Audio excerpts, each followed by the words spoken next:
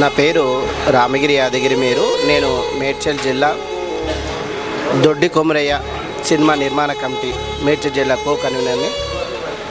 నా అంతగా సహ నిర్మాతగా 10,000 రూపాయలు నేను ఈ నిర్మాణం మేడ్చల్ జిల్లా నుండి సహా నిర్మాతగా జాయిన్ అయినాను. ఈ సినిమా చాలా గొప్పది. దొడ్డి కొమరయ్య సినిమా తీయడం అంటే సేనాపతి చాలా గొప్పగా దీన్ని నిర్మించాడు.